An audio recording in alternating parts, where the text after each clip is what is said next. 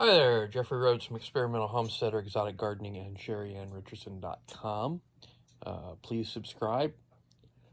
Ooh. Excuse me. Hit that join button, join our membership. Leave us comments below. We do appreciate comments. We do try to read them and respond. So anything you want to say, leave it down below. Let us know what you want to see. What we're doing right, what we're doing wrong. Feedback is good. So today we got up. We slept in a little bit.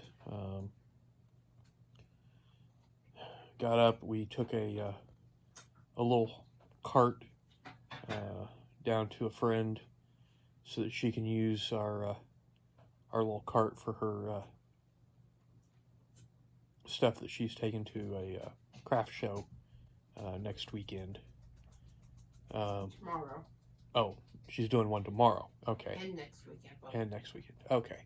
Okay. So she's got a craft show she's doing tomorrow that she needed the cart for to be able to make it a little easier taking her stuff in and out. So we loaned her our little garden cart. Came home. I got out and I got the dog kennel panel put back up to finish off the section of fence that I was doing for the pasture. Got the goats out, or two of the goats. We got our two female goats out into the pasture. And they seem to be doing okay. They're not the best of friends yet, but they were doing okay. There was enough room for them to run, although it was mainly just the younger one that was bouncing and running and being a youngster. And I think that's been the problem before when we tried to put them together. The little one was, wanting to play. The bigger one was not.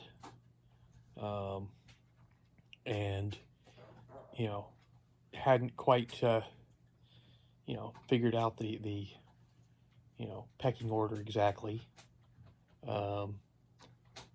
But they were in too confined a space to really be able to do much. So with the pasture, they could run. There was plenty of room for them. They could be in different areas if they wanted to be. They could be right next to each other if they wanted to be. So they were doing pretty good. And I got out there in the area next to them, basically the area that I was trying to isolate off from the goats. I got started with the chainsaw. Started cutting up some of the limbs and stuff that's there. Trying to clear a path to the big tree trunk, and try and make my way through and get the stuff cut up so that I can get it up front where I can split it. So got to a certain point, and we decided to basically call it quits for the day. And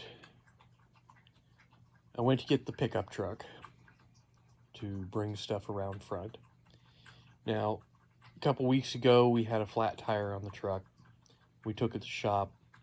They patched it, fixed up the tire. I brought it home and parked it out back. And when I parked it, the brakes didn't feel right. They basically were squishy. Brake pedal went all the way to the floor. It just wasn't right. Now, I didn't do anything right away, but eventually I got back out there. I opened the hood. Brake fluid was low. So we went and got a bottle of brake fluid a couple days ago, but I hadn't put it in yet. So since I was going to use the truck to move the wood, I opened up the brake fluid, poured it in, started up the truck, drove it around further back so that I could put the wood in it. The brakes still felt squishy. So once I got back there, I went ahead and opened the hood again and looked, and the brake fluid was already down from when I had filled it up. So I actually went ahead and looked under the truck, and right by the right rear tire, which is the one that had been flat that we had fixed, the brake fluid was dripping. There's a hole in one of the brake lines. And I could see where it had, when I basically was pushing on the brakes, it was spraying upward and had splattered on stuff and was dripping from there. But the main drip was coming from the brake line right where it was bracketed onto the framework. So I went ahead and loaded up and drove the truck around front and backed it in the front where I could get the wood out into the splitter. But basically the truck is going to be parked for a while at this point until we can get it back to the shop and have them decide what the problem is exactly and whether it's something that they potentially did or whether it's just, one of those things. But when I called, I actually called the shop to let them know that we were having more issue with the truck and that we had a hole in the brake line. And basically I was told that, well, the lines were corroded and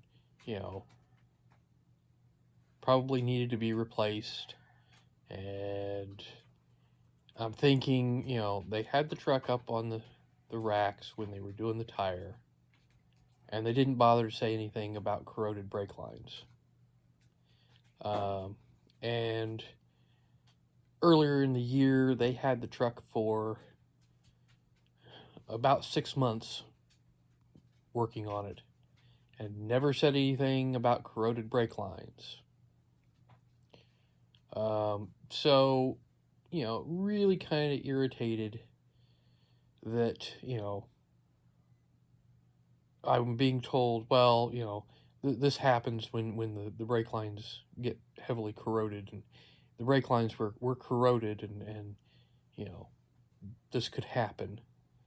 But they had never said anything in the past, 9 months of, hey, your brake lines are bad, they probably need to be replaced. Nothing. So, kind of irritated. But I got the truck moved, got the wood moved. It's still in the back of the truck. I haven't split it yet. Didn't get as much done as I'd wanted to, in part because I was dealing with the goats a couple of times. Had to go back up to the barn and check on the goats and make sure that things were okay. But I've got at least a little bit that I can go ahead and get split and ready to use. And maybe I can get back out there and do a little bit more. But then I came in, this evening. I'm working on trying to figure out how to convert some photo images into SVG what are the embroidery images? No, for cricket. Okay, they're images for the cricket. But I'm trying to be able to convert, photos into basically more or less line drawings, um, so that they can be used to for creating images to cut on a cricket. Um, we've got instructions on how to do it, but the instructions are kind of vague in some ways, and the program's not working quite the way that maybe it should, or maybe it's just user error. But I'm working on it, trying to figure it out. But it's just not as simple and straightforward and easy as the instructions seem to make it. So, but I'm working on it. I'm trying to figure it out, trying to get it, where I can start converting some of these images, some of the photos that Sheri has, into stuff that she could use on the cricket. And if I can get that figured out, then we can move on and start to, she can make some images, and we can make some SVG files and maybe even sell those files. So, but one thing at a time. Tomorrow, I've got to finish cleaning out the greenhouse out front, also, and move the one from out back, so that I can get them both covered, so that they're ready to start being used for germinating seeds, so that we can get started with some seeds for next year. We can start growing them now and have them ready by spring. But then there's also wood that I still need to work on. Try to get more of it taken care of. But now that the truck is down again, it makes it a little trickier, a little harder to deal with. It's going to make everything hard because we're going to need hay pretty soon. I know, I'm aware. That was one of the first things I thought of, was, that we were also going to be, needing to get some hay, and, trying to time that before we get another big ass winter storm, and trying to get hay in that. But one thing at a time. One thing at a time. So we will see what happens tomorrow. So anyways, once again, please subscribe. Give us thumbs up, thumbs down, comments below. And we will see everybody tomorrow. Stay safe out there.